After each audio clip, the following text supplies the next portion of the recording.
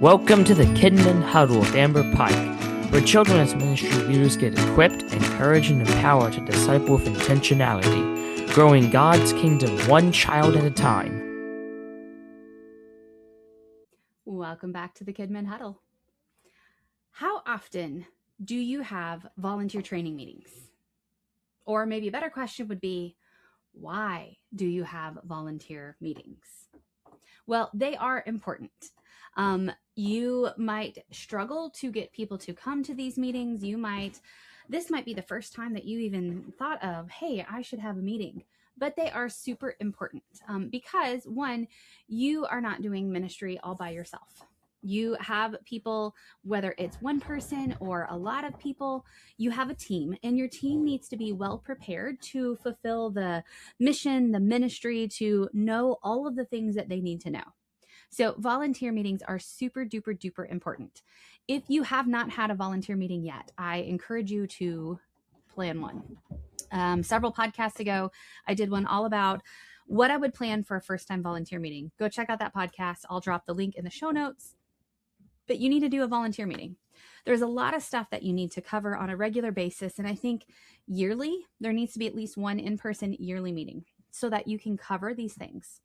You can give them all the information that they need. You can cast the vision. You can set your ministry up for success. So, how do we make successful volunteer meetings? Because you put in all the work, you don't want to put in the prep work, put in the time, do all the things, and then no one show up, right? That's a waste of your time. It's honestly like super discouraging and makes you want to not have any more, even though volunteer meetings are super, super needed. Well, let's think about a couple of things that we can do to help make our volunteer meetings successful. Number one starts with planning. I know, right? Like who'd have thought planning? But it's the truth. You need to plan what you are doing at these meetings. Now, I don't know your volunteers, but I can say with certainty, none of them want their time wasted. So maybe there's a bad stigma you have to overcome on how volunteer meetings are just basically a waste of time and a chit-chat session. You don't want to waste time. People don't have that time to waste. So if you are planning your meeting well, you are planning knowing that you do not want to waste time. So let's just think from a time scale. Does it need to be an hour? Do you have an hour's worth of content that you need to cover? Or would a 30-minute meeting suffice? On the flip side, if you're planning for an hour, you need to fill that hour, not with waste, not with, well, let's have 45 minutes of chit chat, with actual stuff. So let me give you a non-meeting example of this. I think I talked about this a couple months back, but I took my daughter to an event at a church about an hour away from us because there was a concert she wanted to go hear. And this event, which I know they sank a lot of money into, was not planned well, nor was it advertised well. So we get there. I'm an early bird, right? So I'm like, 15, 20 minutes before it starts probably. And when we get there, we're told, hey, we'll meet in this room, and then we'll have 15 minutes of opening, and then it's going to be mealtime. Then it's free play, and then the event starts. So an hour into it, and I'm thinking, one, I just stopped and got my kid food because you didn't advertise that there's mealtime. Two, free time? Like in an event, they're just going to go play in a room with no structure. It was a big waste of time.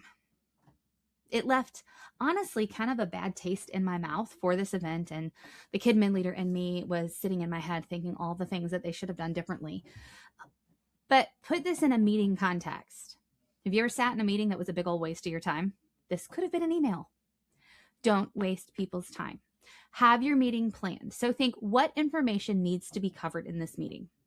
If this is your once a year meeting, I think non-negotiable every single year, you are doing safety and security. This covers your policies, reminders that need to be made about maybe check-in, check-out, a sexual abuse recognizing training, and then also leading a child to Christ. I think these two things need to be covered every single year at a meeting because they are pivotal, right? Leading a child to Christ, that's the goal. We want to see lives change for Jesus. But then we can't see that happen unless kids are safe and secure. So those two things, utmost important every single meeting. in person, not like each single week, unless that's needed. But what other things are going to be covered in your meeting? Is this a VBS volunteer meeting and you need to go over the theme? Do you need to pass out supplies? Are you training a certain group of your volunteers? Maybe you're training all of your small group leaders on how to better relate with the kids. Maybe you're training them on using up extra time because the pastor runs long and they're in small groups and they've got like 10 to 15 minutes each week. So you're training them on how to fill those extra minutes with intentionality. What's being covered in this meeting? Have an agenda. Make an agenda. With this, how are you telling people that this meeting is purposeful, that it has a plan, that it has an agenda, that it's not a waste of their time? We need to be really clear in what's happening and what's being provided so that people will know. If I know, okay, this meeting is happening, I'm part of this team, I should go to this meeting. Oh, this is covered. Okay, actual stuff's happening. Good, not a waste of my time. I'll show up. This is what we want. So plan your meeting, fill it, be intentional, be purposeful. Don't just be adding stuff for the sake of adding stuff because you need to fill a time. No one says it has to be an hour-long meeting. I can talk really fast. So some of my meetings aren't as long because I'm doing quick meetings. Plan it out. Plan. Okay, so with this, number 2, schedule well. You need to pick a date, a time, a mode of meeting that works well for your team.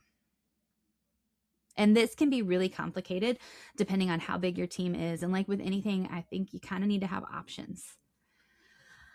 I have found really good success in anything I do at church being right after church with a meal provided. Now, this is a budget factor because now I got to buy meals, but I have a greater chance of people staying if meals are provided. I do this for my family events. I have actually on Sunday is my VBS meeting right after church. I'm not doing a meal this time because this is really just kind of a quicker meeting. I can get the info across, saving the budget money and the hassle. But when works for you? Is a midweek or an hour before midweek service going to work for everybody? Are you asking them to come back to a Sunday evening thing? With that factors in, well, they have a family. How are they feeding their family? How are they feeding themselves? What about childcare? All of these are factors that you need to consider when you're thinking on your schedule. When is going to work for the bulk of your volunteers? Pick that date, pick that time, considering meals and childcare. Those are 2 really big factors. Like, let's be honest, most of your volunteers are probably moms. Moms typically do the cooking. So if it's right after church with no meal, okay, now that's the extra stress for moms. They need to have food ready for their family, hubby to go feed the kids, yada, yada, yada. Think these things through. How can you make it a win for your people? Is virtual going to be a better option? Is it, hey, everybody, I know life is crazy. You guys have all the things. So we are going to meet Sunday night at 9:00. Kids are in bed. It's going to be a 30-minute meeting. You're going to hop on this link. I'm going to give you all the information that you need to know. If that works for your people, go for it. You know your people. When is going to work? And then I encourage you with this. Chances are you are not going to pick a time that wonderfully, magically works for every single one of your volunteers and they're all going to show up. Chances are not often, maybe like a fluke thing, but every single time consistently having all of your volunteers show up, no scheduling conflicts, no sudden sickness, no whatevers, probably not going to happen. So can you provide that information in an alternate way? Can this meeting that you've done in person or virtually with you teaching it, can it be recorded and sent out? Can there be a handout, a packet with this information as well to where you can hit the people who, for whatever reason, didn't make the meeting? Because if it was important enough for you to schedule a meeting for, they still need that information. How are you getting it to them? This, chances are, most likely, realistically, means more work on you. You're going to have to take the time to make the packet, to record. Maybe you need to do a secondary meeting. Maybe you need to schedule some one-on-ones with people. It's going to be a time crunch for you, right? You're going to have to dedicate some of your time for this. But if it's important enough for a meeting, it's important for you to get the information to those who missed it. Next thing we need to think about, we've planned, we picked our time. How are we promoting it? People like to know when they're expected to do things. There are the me's of the world who very much so like my schedule. I have a 5-year pen and paper planner, so I could write 5 years out in dates. I now I've got myself where I have to check like 3 different calendars, because sometimes if I'm out, I add it to my phone calendar, which is my personal Google calendar.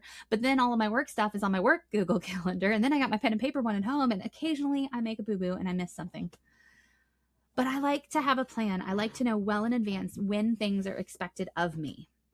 So how are you promoting this event, right? This training meeting? The worst thing that's going to happen is if nobody knows about it and they don't show up. That's not the worst thing, but you know what I mean. They need to know, get the information across multiple times, multiple ways in advance. So email, if you can send out, text messages, if you're putting it in their like planning center reminders, social media, announce it from the stage at church, carrier pigeon, smoke message, all the ways. Let them know the dates and the time. Let them know the expectation you have that they come. As part of the team, it is expected that they come to this meeting. But here's the second part with promoting it. Because XYZ, right? We want them to know the value of this meeting. If I think you're having a meeting just for the sake of having a meeting, I don't really want to go, and I might not go. But if I know, hey, the kids team is having a meeting and this is being covered and this is why I need to be there. Okay. I see the importance of it. This is so true if you have had a situation in the past. Maybe it was the leader before you. Maybe it was your first meeting and you were just kind of bumbling through, whatever. They need to know, if they've had a lot of waste, that this is useful. This is valuable. So communicate the what. What are they learning? Why is it important? That should be part of your promotion. Okay, some extra things that are going to help make your VBS a success. VBS. I have a VBS planning meeting coming up, so that's what's on my brain. But your volunteer meeting a success. So think about different learning styles. I talk about this with kids, but it's true with adults too. If you just get up in front of them and you talk it out, someone's missing things. Have the information in packet form and also in slide forms if you're in a room with slides, right? Because I'm the visual. I'm probably reading ahead. I want to see the information in a packet. This is great too for people who missed it. This is great for maybe they weren't paying close attention and they really need to know this list of dates, but look, you've given it to them in paper form. So packet, yes. Slides, same thing. Visual learners really appreciate the written word. Also, this helps keep you on task. Remember that we don't want to waste people's time. Well, when you're running your meeting, stick to your agenda. Don't go chase some rabbit off in left field. Stick to your agenda. This shows that you respect people, you respect your volunteers' time. You are doing the things. It's also just great to be able to follow along. Those, I don't even know what type brains it is. We like to follow along. I like to know where we're at. I will sit in, I'll go see a play or a musical, and I'm like, where are we at? Oh, it's this song. Okay, I've got 2 more songs till the intermission. Then I get my dessert. I'm geared that way. I like to know the plan. You likely have volunteers as well who want to know the plan. So that info packet, that agenda that they have, the slides, these are helping them see that you are staying on task. They know where you're at. Yes, yes, yes. Another extra piece, think about multi-purposing your volunteer meeting by going ahead and adding in your appreciation piece. This is an important part of volunteer management. I guess we could go with that word. It's retention. Do we want to keep those great volunteers? Yes. We want to show them that they are loved. So during your meeting, you can add in a volunteer appreciation piece because you already have them there for a meeting. So maybe I'm giving everybody a new Kids Club t-shirt. Awesome. Or sweatshirt. We went really swanky. Sure. Or I'm giving them a gift. It could be a super cheesy, like a plant. Maybe it's spring season and you've got a lot of gardeners and it's a plant. Hey, thanks for helping our kids grow. I saw a cute thing with the flower bar for Mother's Day. Make a flower bar where they can assemble their own bouquet, which the guys probably wouldn't like. So they need a beef jerky bar. That would be awesome. My husband would love that. I'd probably like that too. Give them a gift. Or you could make it into a bigger piece and you are multi-purposing your training meeting with a whole appreciation banquet. Maybe you're getting tacos catered. You got the local Mexican joint, because we've all got them, right? The one that does the great catering. Bring it in, cater it, have a fun themed dessert, have a little gift that they get to take home with it. I don't know off the top of my head how to theme a Mexican meal with a take-home thing, unless you're giving them more nachos to go home. I don't know. You could do like a candy bar where they get to make their own goodie bags to go home, kind of like buffet style. Add in that appreciation gift. You have them there. So you are not asking a second ask. So let's say you're doing your training meeting in February, your volunteer meeting. This way, in September, you're not asking them to come back for another time, another day away from their family or their obligations, or tying up another Saturday evening, whatever, to come to an appreciation thing. You've combined it. It's good stewardship of their time, and it's good management. So whether it's a big thing or a little thing, add an appreciation piece. Because the last little extra to help set up your volunteer meeting for success. In these meetings, yes, we have the details that want to be given. We might need to be passing out new curriculum or supplies, or we are, hey, remember, this is our policy for bathrooms or whatever.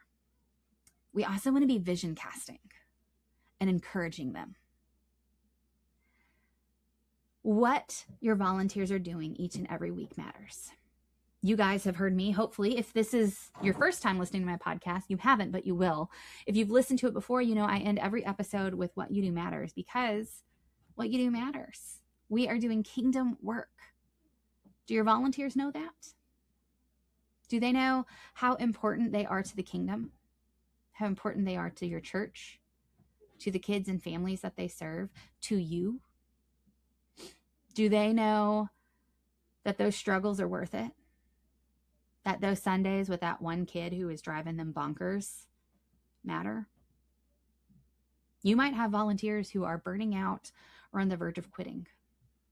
They might need that reminder. So always, every volunteer meeting that you do, cast the vision of why you all are doing what you're doing. Share the wins. If you are the craft cutter outer, that's an important job.